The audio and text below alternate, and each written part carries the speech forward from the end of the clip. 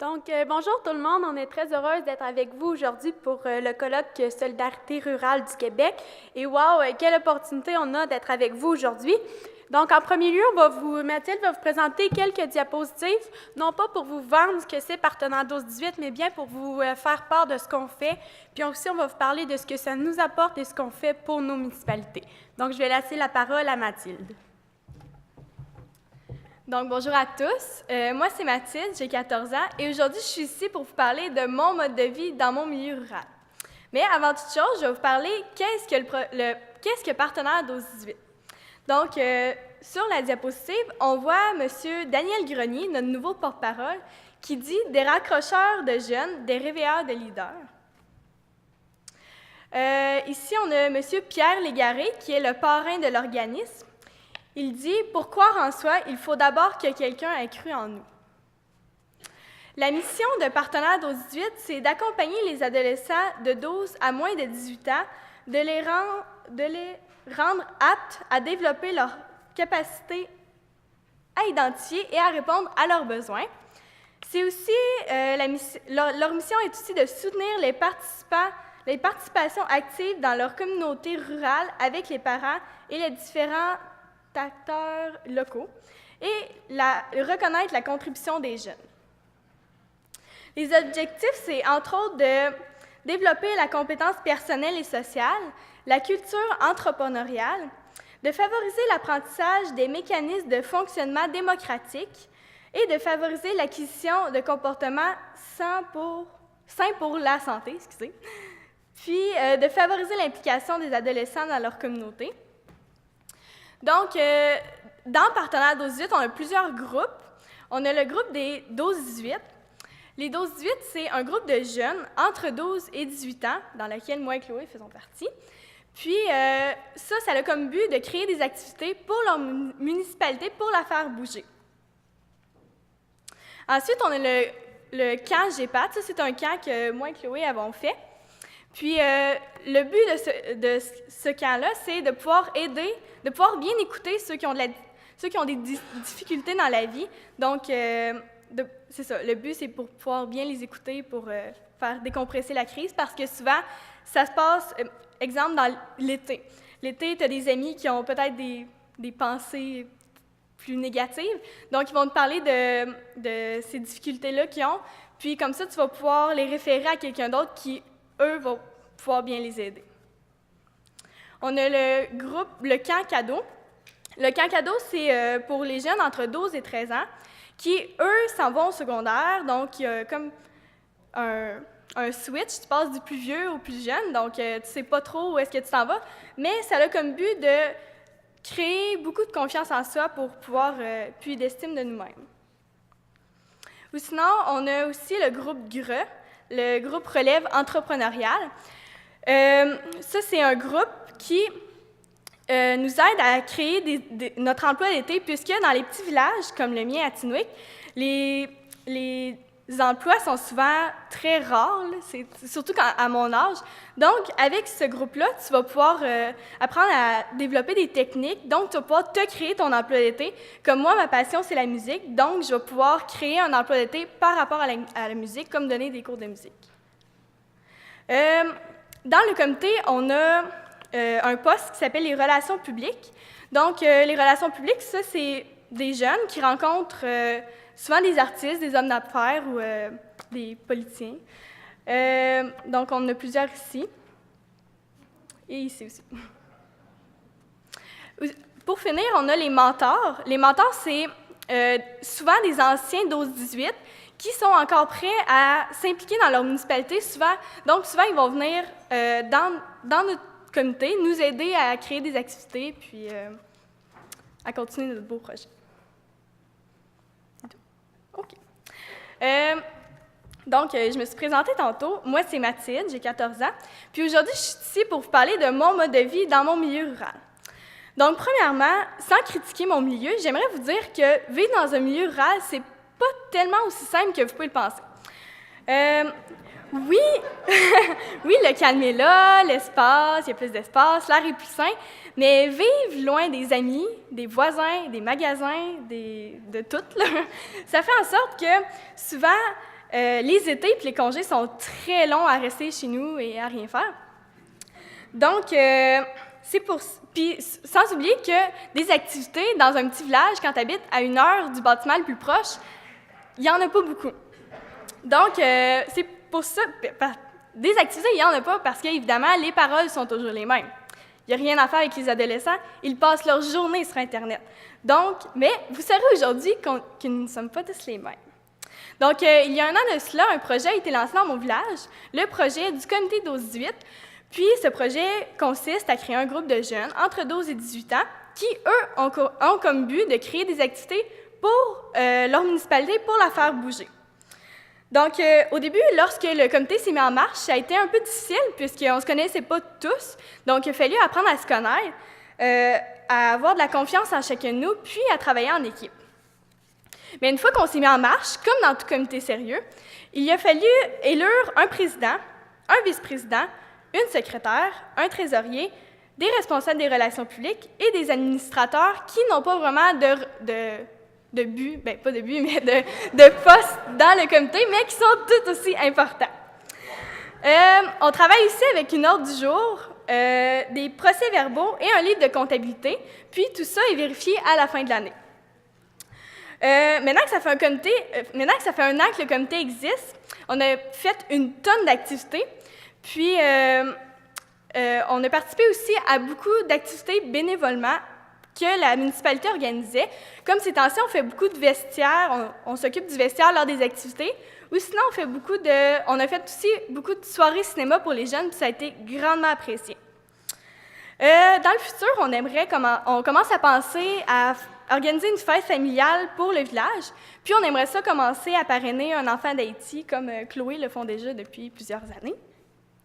Mais maintenant, on travaille sur un gros projet qui est la soirée hommage.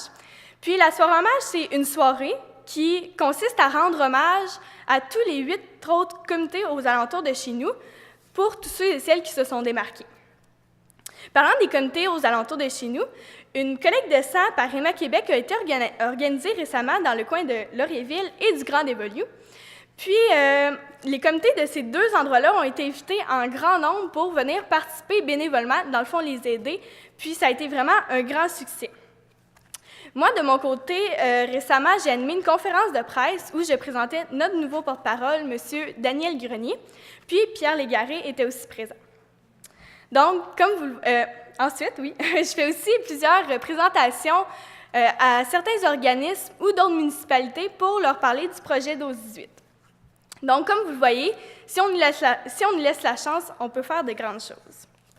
Donc, maintenant que ça fait 1 an que le comité existe, je peux dire vraiment que ça m'a apporté plusieurs choses. Ça m'a permis d'élargir mes horizons, de sortir de mon milieu, parce que rester tout le temps à la même place et voir le même paysage, à un moment donné, ça devient plate. Puis, ça m'a permis aussi de développer ma confiance en moi, mon autonomie, ma créativité, ainsi que mon leadership. Puis, ça m'a surtout permis, entre autres, de développer mon ouverture d'esprit, puisque tu rencontres plusieurs personnes dans d'autres comités qui ont souvent vécu des choses plutôt difficiles, donc tu n'as pas le choix de bien t'ouvrir à eux pour pouvoir bien les comprendre. Et sans oublier qu'avant, ce que je fais aujourd'hui, je n'aurais jamais été capable de le faire.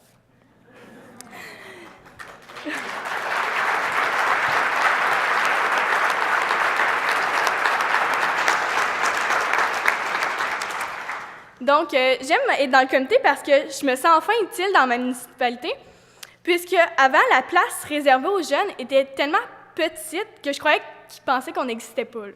Pour vous donner une idée, là. Donc, mais maintenant qu'on est dans le comité, on sent vraiment que les gens nous remarquent, puis « Ah, ça, c'est Mathilde, c'est beau ce que vous avez fait, puis tout. » Donc, enfin, on peut se démarquer par nos bonnes idées, puis le leadership en moi est enfin mis à l'évidence. Donc, je vais laisser la place à Chloé qui va continuer.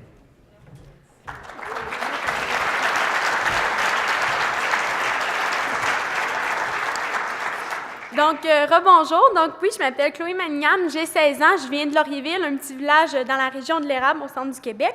Puis moi, j'ai commencé à m'impliquer à l'âge de 8 ans. Dans le fond, j'étais à l'école primaire, puis M. Gilles Caillé, qui est dans le demi-marathon des générations, qui était en fait à ce moment-là sa première année, m'a approché pour être représentante des élèves.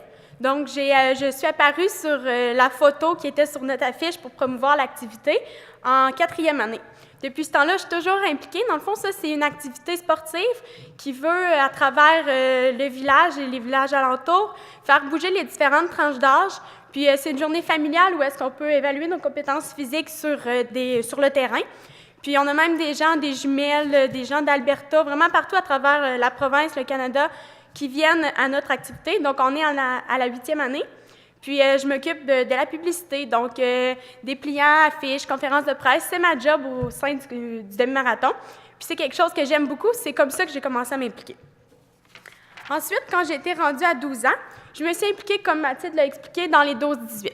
Donc, j'ai commencé tranquillement à venir aux réunions. J'étais administratrice. Je parlais pas beaucoup, j'étais gênée. Ensuite, j'ai gravi assez rapidement les échelons. Et ça fait maintenant 3 ans que je suis présidente du comité. Donc, présidente, j'aime ça parce que je peux aider puis même hisser les plus jeunes à bord du comité. Puis, ça me permet vraiment de me divertir puis de me laisser aller. Dans le fond, on a une réunion par mois, puis on se réunit des fois à l'école. On a un local pour organiser nos activités, appeler les entreprises, puis vraiment faire la publicité de nos activités. Les 12-18, ça m'a permis de prendre confiance en moi, puis vraiment de développer mon leadership à travers les camps, les formations. Puis j'ai eu la chance de faire beaucoup d'activités spéciales grâce à ça. J'avais participé il y a quelques années au colloque à Montréal sur le bénévolat, donc le réseau de l'Action bénévole du Québec, dont j'avais vu Mme Raymond. Puis aussi, j'ai été reporter sur le tapis rouge de Carve l'Antigala. Je ne sais pas si vous connaissez, c'est à VRAC TV. Donc, j'ai rencontré presque le 3/4 des artistes qui étaient là à cette journée-là. Donc, ça a vraiment été formatif pour moi, cette journée-là. J'ai pu vraiment rencontrer plein de gens, leur poser des questions, puis c'était vraiment très agréable. Ce qui est intéressant dans les 12-18, c'est qu'on peut organiser tout ce qu'on veut. On a l'aide qui nous est apportée, on a des entreprises qui nous appuient, on a des adultes qui croient en nous pour organiser des projets, puis on organise ce qu'on veut, on va chercher toutes les différentes tranches d'âge. Donc, on va dans les foyers de personnes âgées organiser des bingos juste pour les divertir, pour voir un sourire sur leur visage, désolée. On peut aller faire une journée de gardiennage, donner un répit aux adultes, puis ramasser les enfants une journée, qui aillent magasiner, puis que les enfants, eux, ils s'amusent pendant cette journée-là. On organise des voyages à la Ronde, à Valcartier, puis on a aussi des voyages plus gros l'été. L'année passée, ils sont allés à New York. Cet été, on s'en va à Toronto, donc on fait découvrir aux jeunes c'est quoi, tu sais, on voyage avec eux, puis on leur permet de voyager un peu, c'est ça, partout. J'ai organisé, c'est ça, comme je vous ai dit, plusieurs activités. Puis cette année, j'ai pu aussi toucher un peu à la politique dans mon milieu. Moi, politique, c'est pas quelque chose qui m'intéressait vraiment. Je sais qu'il y a des politiciens, j'étais un peu désolée. Mais c'est pas quelque chose qui me branchait, je comprenais vraiment rien. Puis j'ai été approchée, dans le fond, c'est la première année qu'ils faisaient ça. C'est un projet pilote en collaboration avec le ministère des Affaires municipales et partenaires 12-18 qui permet à des jeunes de 16 et 17 ans de participer aux élections municipales. Donc, moi, je me suis occupée de faire l'accueil, j'ai inscrit les personnes, puis j'ai même compté les bulletins de vote à la fin du vote, puis j'ai fait le grand dévoilement du gagnant. Donc, j'ai vraiment apprécié ça, puis j'espère que quand je vais avoir 18 ans, je vais pouvoir m'impliquer aussi maintenant dans les plus grandes élections, parce que je trouve que ça m'a permis un peu de comprendre plus. En tout cas, ça ne pouvait pas être pire qu'avant. Aussi, via les 12-18, j'ai fait le camp GEPAT, comme Mathilde en a parlé tantôt. Puis je trouve que c'est important de faire le camp des GEPAT parce qu'on est, comme Mathilde l'a dit, on est éloigné des grandes villes. Les relations d'aide sont loin. Quand il arrive un problème, il y a quelque chose en situation de crise, il n'y a pas de relation, pas de psychologue, pas de travailleur social, ils sont loin. On ne sait pas quoi faire, donc au moins on peut gérer la situation en attendant de référer à un professionnel. Donc pour ça, c'est important. Puis je peux peut-être vous raconter une histoire qui m'est arrivée. On a une de nos amies qui est homosexuelle, puis elle était, comme on peut dire, en dépression, si vous voulez, puis elle a fait une tentative de suicide. Mais elle nous parlait en même temps, nous envoyait des textos. Fait que comme ça, on a pu gérer la situation. J'ai une amie on s'envoyait aussi des textos, puis elle a pu appeler les ambulanciers, ils sont allés la chercher chez eux. Mais c'est sûr que sans le camp GEPAT, on aurait paniqué, on n'aurait pas su quoi faire, puis ça aurait peut-être été tragique comme soirée, mais là, ça s'est bien déroulé. Elle a été transportée à l'hôpital et tout s'est réglé. Donc, pour ça, c'est très capital de faire cette formation-là. Parfait. Donc ensuite, après m'avoir impliquée dans le demi-marathon, dans les 12-18, j'ai voulu poursuivre dans mon école. Donc, je me suis impliquée dans 2 troupes de théâtre, la Relève, la Troupe Ensemble, qui veulent, à travers la danse, le chant, la comédie, faire valoir des problèmes majeurs de la société, puis aussi faire valoir des valeurs importantes pour les metteurs en scène. Donc ça m'a aussi permis de me développer et grandir. Je me suis aussi impliquée dans Jeunesse sans frontières. C'est un groupe dans mon école très important qui fait des effets chocs pour faire réaliser les problèmes majeurs de la planète aux jeunes. J'ai pu faire 2 voyages humanitaires, dont un en Haïti et un au Guatemala. Donc le premier au Guatemala, j'étais en secondaire 4, puis on a séjourné dans une orphelinat de 40 garçons 3 semaines. Puis ensuite, quand je suis revenue, j'ai eu l'opportunité d'aller en Haïti. Donc là-bas, on était dans un village très, très, très pauvre, fait qu'on a pu voir toutes sortes de choses. Puis c'est là que j'ai rencontré aussi les enfants qu'on parraine avec Partenaire 12-18. Puis dans mon groupe, on était 10 et on s'est chacun choisi un enfant à parrainer. Donc je parraine une petite fille qui s'appelle Beth Saïda, qui a 2 ans et demi. Puis je vais pouvoir lui permettre d'aller à l'école, de s'habiller, de prendre une douche plus qu'une fois par mois. Donc elle va être propre, puis elle va pouvoir manger comme il faut, aussi avoir un repas par jour. Donc, je trouve que s'impliquer dans sa municipalité, c'est vital. Nous vivons dans une société où les adultes croient que les jeunes savent juste c'est quoi un iPod, un iPad, un ordinateur, puis c'est pas ça. Il faut vraiment que vous compreniez qu'on est capable de s'impliquer, mais il faut que vous nous laissiez la chance de le faire.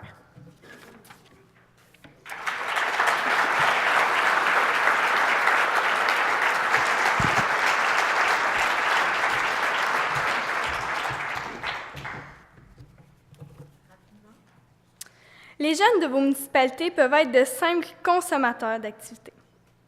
Par contre, ils peuvent devenir promoteurs d'activités qui dynamiseront, par leur implication ainsi que par leur engagement citoyen, vos municipalités. Le voulez-vous?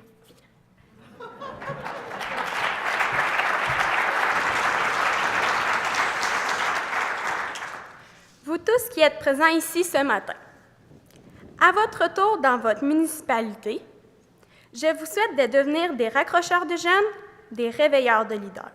Le voulez-vous?